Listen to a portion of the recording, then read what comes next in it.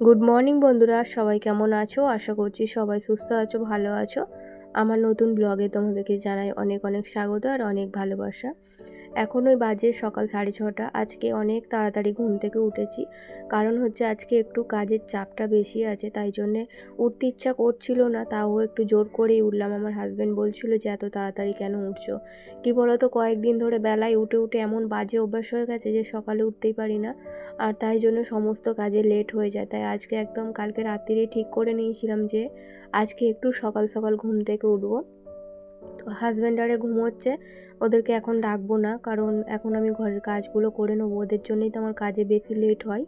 সকালে যদি সবাই একসঙ্গে উঠে পড়ি না, যতক্ষণ না আমার হাজব্যান্ড কাজে বেরোচ্ছে ততক্ষণ আমি ঘরের কাজে হাত দিতে পারি না। তাই আজকে 6:30 ঘুম থেকে উঠেছি, ঘরের কাজগুলো যাতে টাইম মতো করতে পারি আর কি। তো সবার প্রথমেই ঘুম থেকে উঠে চাবিগুলো খুলে নিলাম, খুলে নিয়ে আর রান্নাঘরে কয়েকটা এঁটো বাসন ছিল সেগুলো বার করে দিয়ে আর এখন এই যে দালানটা ঝাড়ু দিয়ে নিচ্ছি। তারপরে হচ্ছে দালানটা মুছবো, অনেক কাজ আছে। আর সব থেকে বড়ো কথা কী বলো তো, আমার হাতের কাজটা তো হয়ে গেছে, কিন্তু চাপ নেই যদিও, কিন্তু সংসারের কাজটা একটু চাপ আছে, কারণ টুকিটাকি কাজ অনেক করতে হবে। তাই জন্য আর কি সকাল সকাল ওঠা, আর সকাল সকাল রান্নাটা হয়ে গেলে না আমি একটু নিশ্চিন্তে ঘরের কাজগুলো আস্তে আস্তে করতে পারি।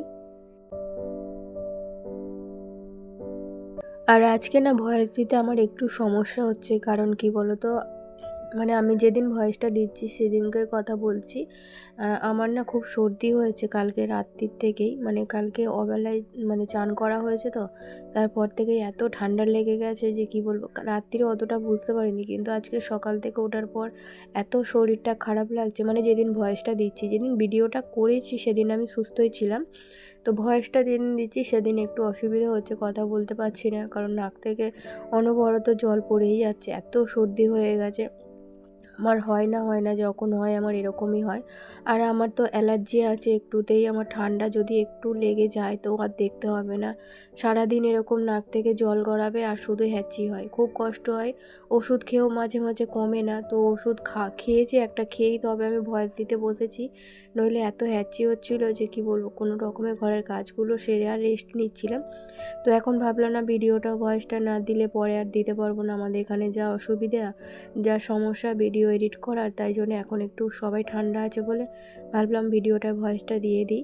তো ঘরটা মোছা হয়ে গেলে মুছে নিয়ে আর এই যে সব কলগেটগুলো আর কি কালকে রাত্রিরে এখানে টেবিলে বার করে গিয়েছিলাম, তো সকালে উঠেই তো বাসি জামা কাপড় এখানে ওখানে হাত দিতে পারি না, তাই সকালে বার করে রেখেছিলাম, নইলে ব্যাগের মধ্যে থাকে, ব্যাগে তো আটা ময়দা সবই থাকে, তো বাসি জামা কাপড়ে হাত দেবো, তাই রাত্রিরে বার করে রেখেছি। আর এখন এই যে মানে বাক্স থেকে খুলে যেখানে জিনিস সেখানে রেখে দিলাম, দিয়ে এখন একটু ব্রাশ করে নেবো, নিয়ে তারপরে হচ্ছে চা বানাবো। হাজব্যান্ডকে এখনও পর্যন্ত ডাকিনি, ভাবছি ব্রাশটা করে নিয়েই তারপরে ডাকবো। তো এখনও পর্যন্ত রোদ্দুর ওঠেনি, তো রোদ্দুর উঠতে উঠতে শীতকালের, জানো তো শীতকালের বেলায় রোদ্দুর উঠতে উঠতে অনেকটা বেলা হয়ে যায়, প্রায় 8:30 8টা বেজে যায় রোদ্দুর উঠতে।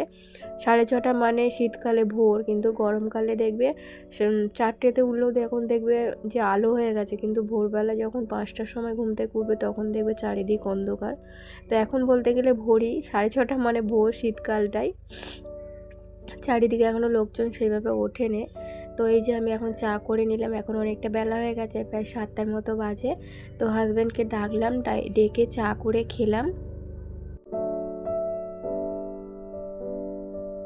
আর আজকে এত তাড়াতাড়ি ঘুম থেকে ওঠার সবথেকে বড় কারণ হচ্ছে আজকে বৃহস্পতিবার, পুজো করতে হবে। তো কি বলো তো, যদি বেলাতে ঘুম থেকে উঠি কাজ করতেও লেট হবে আর পুজো করতেও লেট হয়ে যাবে। আমি চাইছি যে 11টা 11:30টার মধ্যে পুজোটা কমপ্লিট করতে, তাই জন্য একটু সকাল সকাল ওঠা। 6:30 থেকে আরম্ভ করলে আমার ওই 11টা 11:30টার দিক করে সমস্ত কাজ কিন্তু পরিপাটভাবে গুছিয়ে করা হয়ে যাবে। তো এই যে দেখো এখন ভাত বসাবো, তো ওদিকে তো আমার বাসি কাজ বলতে গেলে অনেকটাই হয়ে গেছে, বাসনটা হয়তো একটু পড়ে আছে, তো ওটা বেলার দিকে মাজবো, একবারে মেজে নেব। আর ভাতের মধ্যে আজকে একটু ডাল দিয়ে দিলাম। আমার হাজব্যান্ডের শরীরটা কয়েকদিন ভালো না, তোমাদের আগেও বলেছি, তো ও না কিছু খেতে পাচ্ছে না, ডাক্তার এমনিতেও বারণ করেছে, মানে ফুলকপি বাঁধাকপি এই গ্যাস, যেগুলো আর কি গ্যাস বেশি হয় খেলে, সেই সব জিনিসগুলো খেতে বারণ করেছে। তো ওর জন্য একটু ডাল সেদ্ধ দিচ্ছে, ও ডাল দিয়ে আর মাছ দিয়ে খেয়ে নেবে। আর আমাদের জন্য অল্প একটু ফুলকপি কেটেছি আর অল্প একটু রেখে দিয়েছি, মা মেয়ে খাবো, বেশি খেতে পারবো না, তো তাই জন্য অল্প একটু কেটেছি। তো ফুলকপি দিয়ে আলু দিয়ে মাছ দিয়ে তরকারি করব। ওদিকে ভাতটা বসিয়ে দিয়ে ভাবলাম গাছগুলো একটু জল দিয়ে দিই। তো গাছগুলোর না একটু ব্যবস্থা করতেই হবে, দেখছি গাছগুলো একদম কি বলবো নেতিয়ে যাচ্ছে, সমস্ত গাছ না যত্ন করে করে। আগে কি হতো বলো তো, আমি তো টাইমটা আমার থাকতো হাতে, তো সমস্ত গাছের প্রতিদিন আমি যত্ন নিতাম, কিন্তু এখন এমন হয়ে গেছে যে সময়ের অভাবে গাছগুলোর প্রতি একটু যত্ন নিতে পারি না। তাই ভাবছি, বেশ কিছুদিন ধরে ভাবছি যে হাতের কাজটা হয়ে গেলেই আমি কাজগুলোর একটু মানে কী বলবো ব্যবস্থা করতে হবে। তো দেখি কবে করতে পারি। আজকে আপাতত গাছগুলো একটু জল দিয়ে দিই, কারণ মাটিগুলো একদম শুকিয়ে গেছে। তো অল্প অল্প একটু জল দিয়ে দিই। জানি না আমার গাছের মধ্যে কি জল বেশি হয়ে যায় না জল কম হয়ে যায়, যে কারণে যে কটা গাছ কেনা হয়েছিল সব কটা গাছই নষ্ট হয়ে গেছে, শুধুমাত্র একটা গাছ ভালো আছে। তো ওটাকেই একটু যত্ন করছি। ওই যেটা দেখতে পেলে লাল লাল পাতা, ওই গাছটা কিন্তু আমার নষ্ট হয়ে গেছে, ও আস্তে আস্তে শুকাচ্ছে, একটা একটা করে পাতা শুকিয়ে যাচ্ছে। আর এদিকে একটু মূলো শাক ভাজছি। একবারে না দুয়াটি মূলো শাক আনা হয়েছিল, তো এর আগের দিনকেও ভেজেছিলাম, আর আজকে এই যে শেষ, আজকের দিনটা হলেই হয়ে যাবে, আর নেই। আমার মেয়ে রোজ রোজ আমার মূলো শাক খেতে চাইছে না, তো আগের দিনই বলেছিল যে রোজ রোজ আমার খেতে ভালো লাগছে না। আর তোমরা আজকের ভিডিওটা একটু ম্যানেজ করে দেখে নিও বন্ধুরা, আমি না একদম ভয়েস দিতে পারছি না, এত কষ্ট হচ্ছে।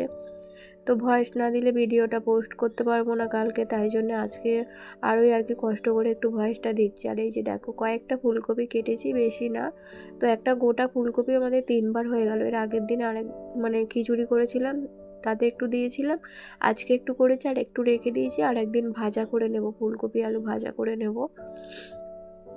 আজকে করে নিলে খেতে পারতাম না, তাও এই যে তরকারিটা করেছি, এটা আমাদের দুবেলার হয়ে যাবে। হাজব্যান্ড তো বলেই দিয়েছে রাত্রিরে তরকারি ঝাল মশলা বেশি খাবে না, ওই কলা এনে রেখেছে, কলা দিয়ে রুটি খেয়ে নেবে। আর এই যে দেখো হাজব্যান্ড ডিম এনেছিল, তো কালকে এনেছিল ডিমগুলো, কিন্তু রাত্রিরে আর ধোয়া হয়নি, তাই আজকে রান্নাটা বসিয়ে দিয়ে ডিমগুলো ধুয়ে আর ফ্রিজের মধ্যে ঢুকিয়ে রাখবো। ফেলে রাখলেই ডিম দেখেই আমার ফেটে যায়, এদিক ওদিক মানে হতে হতে না ডিম কয়েকটা ফেটেই যায়।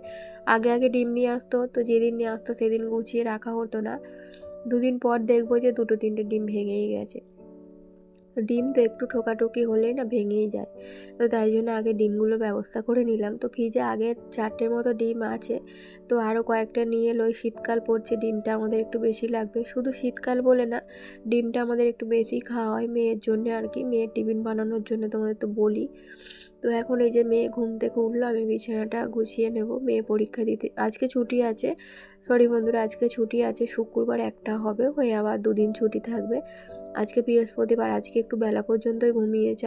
আগের দিন রাত্রিরে বলে দিয়েছিল যে মা আমাকে ডাকবে না, আমার পরীক্ষা তো নেই আজকে, তো আজকে ডাকবে না। তো এই জন্যে এখন বাজে ওই কটা হবে, 10টার মতো হবে। তো মেয়েও ঘুম থেকে উঠলো, তারপরে হচ্ছে আমি পুজো করে আজকে টিফিন করব। জানি না আজকে পুজো করতে কতটা বেলা হবে, বেলা হয়তো হবে, কারণ এই দেখো না শীতকালের বেলা তো এত ছোট বেলা যে কি সময় মতো কাজ করে উঠতে পারি না, এত ছোট বেলা। তাও চেষ্টা করি আর কি টাইমের মধ্যে সমস্ত কাজ শেষ করার চেষ্টা করি, গুছিয়ে গাছিয়ে করি। তার মধ্যেও দেখি মাঝে মধ্যে বেলা হয়ে যায়। বৃহস্পতিবারে যেন বাসন মাজার ঝামেলাটা থাকে পুজোর, তো বৃহস্পতিবারে পুজোটাই একটু আর কি দেরিতে হয়। আর এই কড়াইগুলো না একটু পোকা লেগে গেছে, তো ভাবছি এগুলো একটু রোদ্দুরে দিয়ে দেবো। আর আমার রান্নাবান্না কিন্তু হয়ে গেছে, এই যে দেখো শাক ভেজেছি আর ফুলকপি দিয়ে আলু দিয়ে মাছ দিয়ে একটা তরকারি করেছি। আর এই জবড়িটায় আছে আগের দিনের হচ্ছে ঘুগনি করেছিলাম, আমার হাজব্যান্ড শরীর খারাপ ছিল বলে খাইনি, তো ঘুগনিটা পুরোটাই ফেলা যাবে। আমার মেয়ে একটু টিফিন করেছে, আর আমার তো পুজো হয়নি, তো আমি এখন মানে টিফিন করব না। তো শাক ভাজা হয়ে গেছে, ডাল হয়ে গেছে, আর এখন এই যে ফুলকপিটা নামাবো।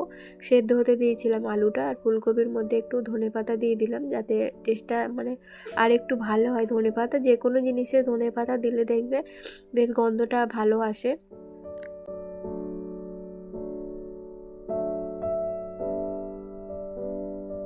এখন সমস্ত কাজকর্ম সেরে আর এই যে দেখো ঠাকুরের বাসনটা মাজলাম, মেজে আর এখন ধুয়ে রাখছি। মানে ধুয়ে রাখবো না, বেশিক্ষণ রাখবো না, একটুখানি রাখবো, জলটা ঝরে গেলে শুকনো কাপড় দিয়ে আবার মুছে নিতে হবে, নইলে কী হবে বাসনগুলো একদম বাজে দাগ হয়ে যায়, লাল লাল কালো কালো ছোপ দাগ হয়ে যায়। তাই বাসনগুলোই যতক্ষণ একটু উপর করা থাক, তারপরে শুকনো কাপড়ে মুছে নেব। আর শিব ঠাকুরটা না একটু নোংরা হয়ে গিয়েছিলো, তাই জন্য আজকে একটু ভালো করে জল দিয়ে মানে চান করালাম, ঠাকুরটা পরিষ্কার করলাম বলতে পারো। তো দেখো সকালে 6:30 থেকে ঘরের কাজ আরম্ভ করে 12টার মধ্যে কিন্তু আমার সমস্ত কাজকর্ম হয়ে গেছে। এইভাবেই কিন্তু আমি ঘরের কাজগুলো গুছিয়ে পরিপাট করে করার চেষ্টা করি। তো বন্ধুরা, আমার পুজোও হয়ে গেছে। তো আজকের ব্লগটা তোমাদের কেমন লাগলো জানিও, ভালো লাগলে লাইক করো। টাটা।